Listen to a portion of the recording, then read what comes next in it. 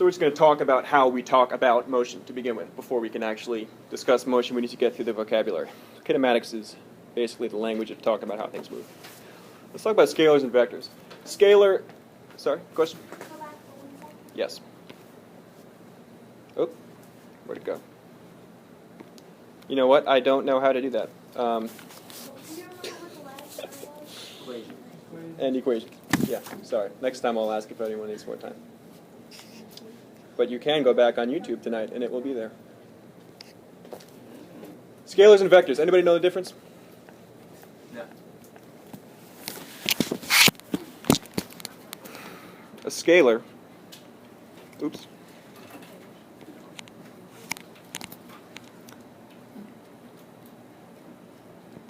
A scalar is a quantity that is fully described by magnitude alone.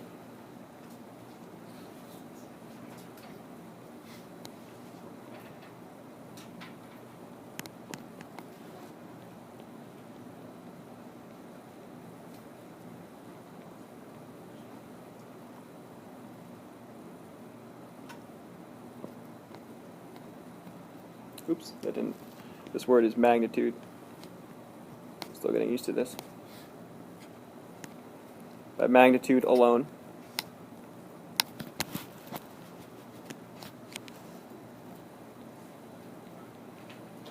And a vector, on the other hand, is a quantity that's fully described by both a magnitude and a direction.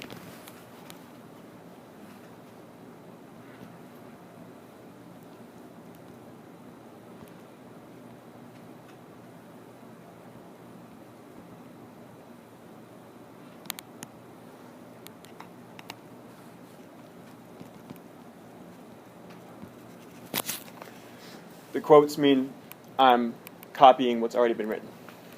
That's what those quotes mean. So it's both of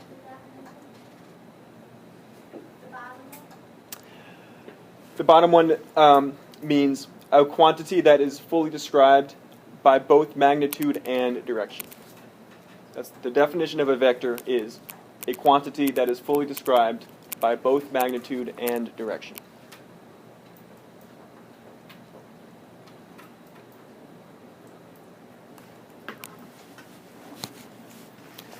So, for example, a scalar could be something like mass. A mass has a magnitude, and that's it. You just weigh something, that's the mass, and no big deal. A vector, an example would be something like velocity, because it has a magnitude, 10 meters per second, and a direction, to the east, or to the west, or to the north, or to the south.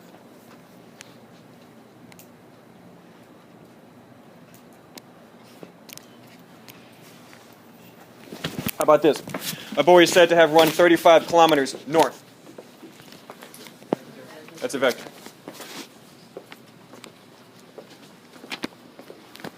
Number two, a car is said to be moving 65 kilometers per hour north. Be a vector, yeah.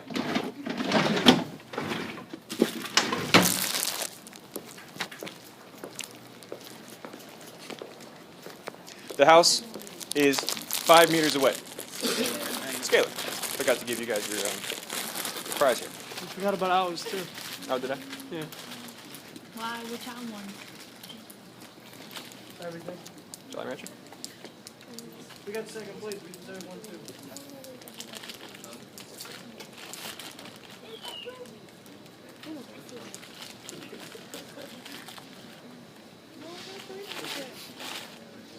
Where's the blue? Sorry. Give me all the blue. I already had 2 classes. You know how it is. Here.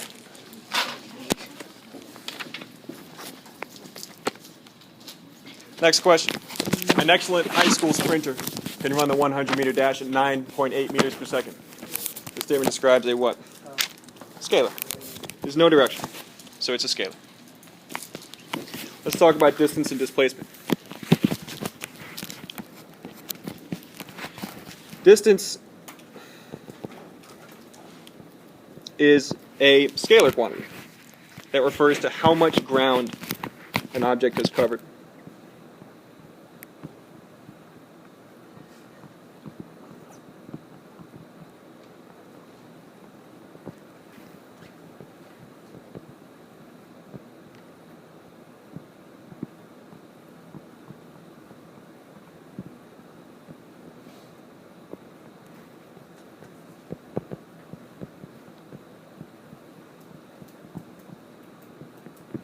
much ground an object has covered during its, well, let's leave it at that. How much ground an object has covered, that's fine. Displacement, on the other hand, is a little bit different.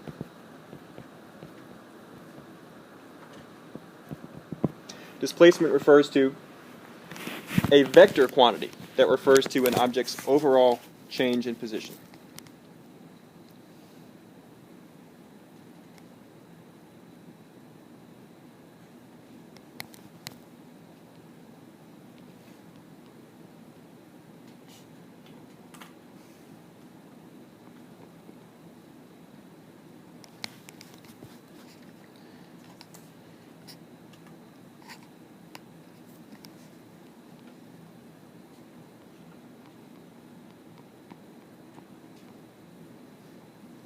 You guys read that? Sorry, it's a little sloppy. Displacement is a vector quantity that refers to an object's overall change in position.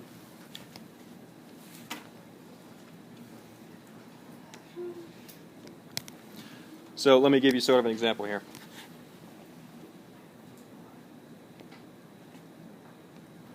I got this neat little chalkboard function.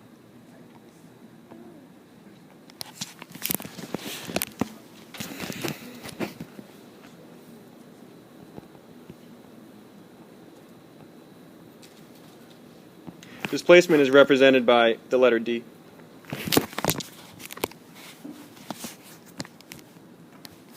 And just as a little refresher, if you may have forgotten, the symbol delta means change.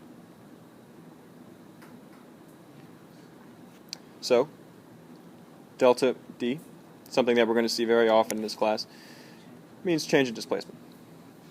Or we can just, yeah, sure, change in displacement.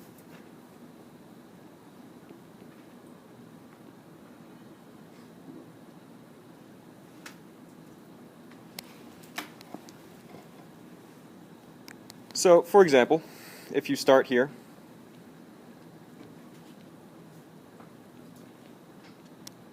and then go down to some point B, and you have to walk 5 meters to get there, and then you decide to walk east to some point C, and it takes 10 meters to get there, and you decide to walk north 5 meters to some point D. Your overall displacement, if you look back at your definition for displacement, your overall change in position. You started at the start, and then you made your way eventually to point D. So assuming that you started and ended at the same height, what would your overall change in direction be? You are 10 meters displaced from where you started, so your displacement will be 10, because you started somewhere and you ended up 10 meters away. So your displacement, your delta D, in this scenario,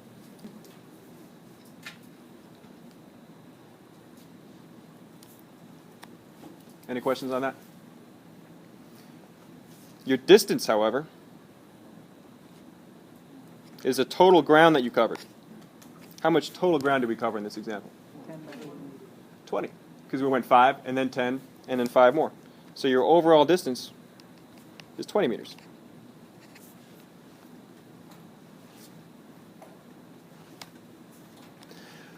Another way of defining distance, this is what you'll see in physics textbooks. Oops, man, I did it again. I keep on pressing the wrong button. What you'll see in the textbook is delta D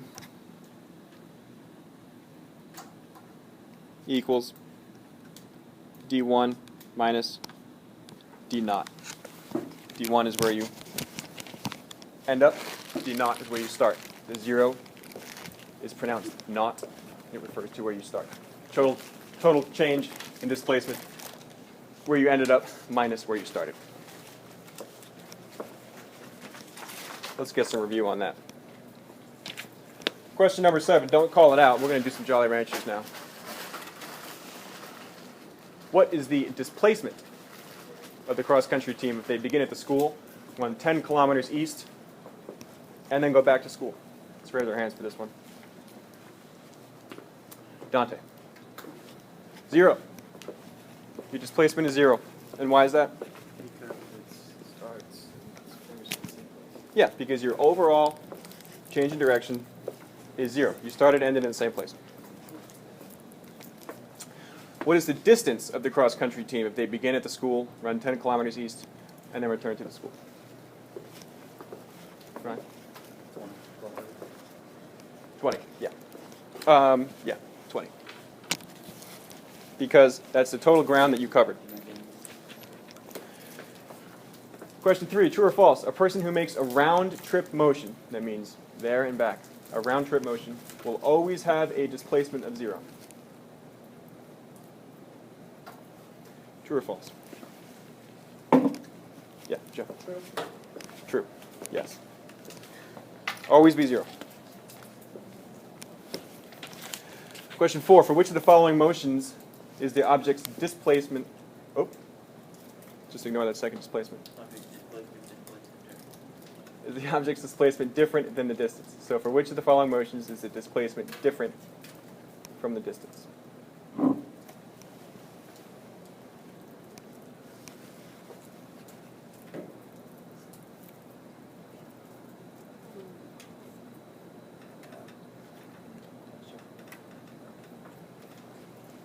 Adrienne?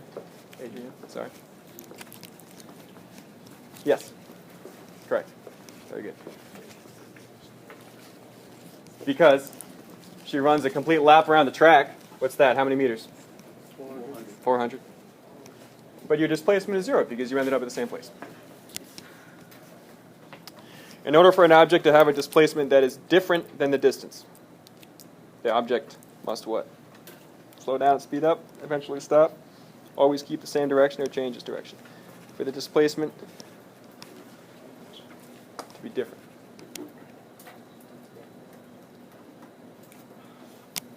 What you think, Evan?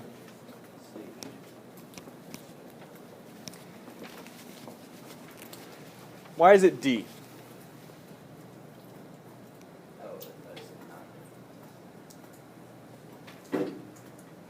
is that what I said? Did I read it the wrong way? No, Did I could be wrong. Did I put the wrong answer? no, it's right. You're right. Object must change direction. Yeah. So, for example, if you, I might have read it out loud wrong. I'm sorry, but just to clarify, if you keep the same direction, your displacement and your distance are going to be the same. However, if you change direction, then they will be different.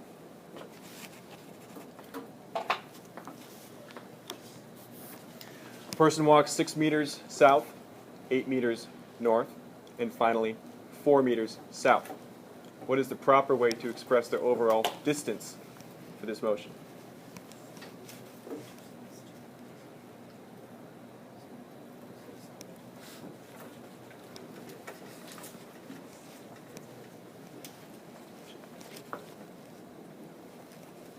Brittany? Exactly. Because it's distance, we're just adding them up. It doesn't matter what the net change is. It's just the overall amount of ground that you covered. And finally, question 7. I'll let you read it.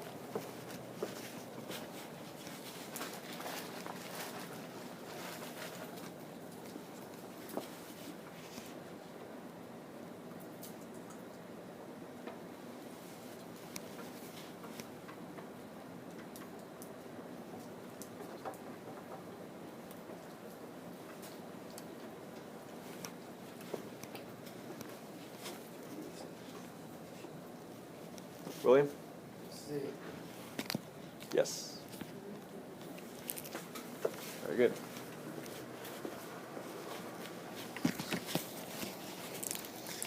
All right, let's talk about speed and velocity. You guys remember the difference between speed and velocity? What is it, Connor? Velocity has a direction and speed does not. Let's just write down our just for just to be consistent, we'll go ahead and write down some definitions.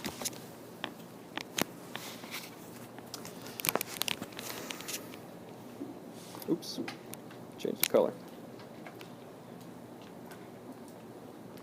Speed. Speed is scalar.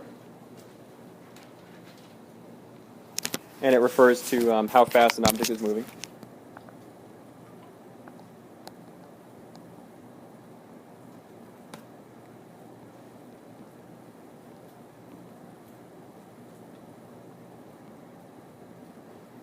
Whereas velocity,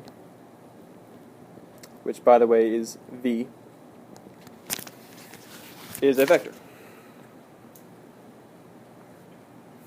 It refers to the rate at which an object changes its position.